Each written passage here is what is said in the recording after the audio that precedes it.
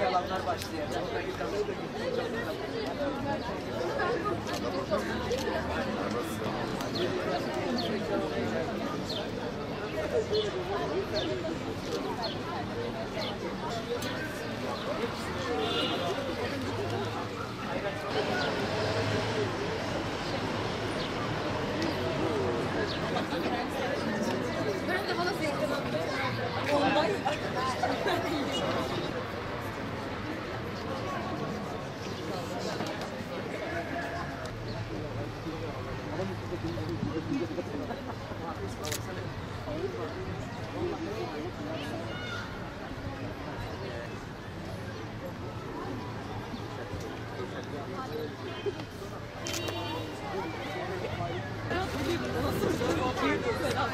Ne soracağız?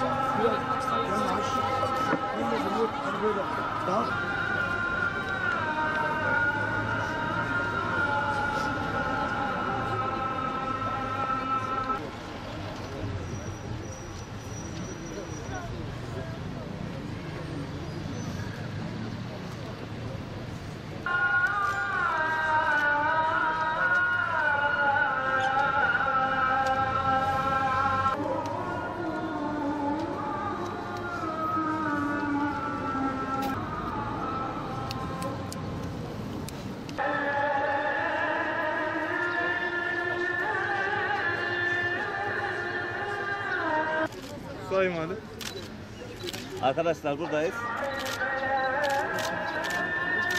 Müdürüm biraz daha böyle. Gaziantep'te devam eden Ben Okuyorum Gaziantep Okuyor kitap okuma kampanyamız var. Bu özetle şu: öğretmenlerimiz kendileri kitap okuyorlar. Kendileri de velileri ziyaret ederek velilerimizin evlerinde okuyorlar. Dönem başından beri bu devam ediyor. Veli ziyaretlerinde öğrencilerle beraber kitap okuma çalışmamız başarılı bir şekilde devam ediyor. Bu hafta da Kütüphaneler Haftası. Ben Okuyorum Gaziantep Okuyor kitap okuma kampanyasını Kütüphaneler Haftası dolayısıyla bir farkındalık oluşturmak için bugün parkta yapıyoruz. Aynı anda bütün okullarımızda, yine okulların dışında Gaziantep'in çeşitli yerlerinde de saat 12.30-1 arasında kitap okunuyor. Sosyal medyada paylaşılıyor. İsteğimiz şu: gündem kitap olsun. Bugün kitapla ilgili bir sohbetimiz olsun. Farkındalık oluşsun. Çocuklar için değişiklik olsun. Öğretmenler için, bizim için değişiklik olsun. Ben destek veren öğretmenlerimize, öğrencilerimize, Gaziantep'in her bir ferdine teşekkür ediyorum. İnşallah daha çok kitabın okunduğu, daha çok kitabın alındığı, satıldığı bir şehir olmuş oluruz.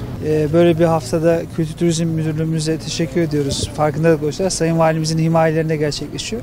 Gazişehir Öğrenci Meclisimiz bugün Türkiye'de bir ilki gerçekleştiriyor aslında. Okullarımızda kurulan öğrenci meclisleri ve bununla birlikte ilçe ve ilde kurulan bu meclisle birlikte bu farkındalık aslında onların eliyle yürütülüyor.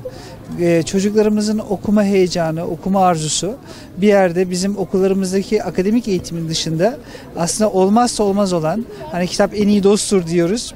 Bunu gerçekleştirebileceğimiz bir alan olarak gördüğümüz Gazişehir Öğrenci Meclislerimizde öğrenci meclis başkanımızın da ve onun ekibinin de katkılarıyla yürütülüyor.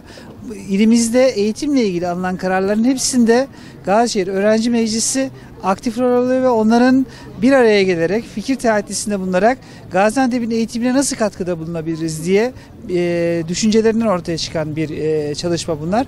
Ben umarım başlangıçta kitap okuma ile başlayan ama gittikçe yayılan diğer tüm etkinliklerimize de Sayın Valimizin himayelerinde gerçekleştirdiğimiz projeler Gaziantep'imize, eğitimimize, gençlerimize faydalı, hayırlı olur inşallah. Bu yıl 55. kez tüm Türkiye'de sürdürülebilir kalkınmada kütüphanelerin rolü ana temasıyla kütüphane haftasını kutlamaktayız. Biz millet olarak ne zaman ilimden, irfandan, kelamdan feyiz aldıysak o ölçüde kalkınmışızdır.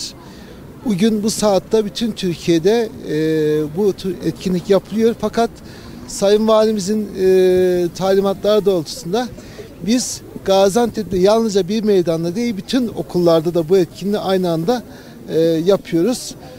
Önemli olan hayatımıza renk kalan kitapların hiçbir zaman hayatımızdan çıkmaması ve devamlı bizimle birlikte olması.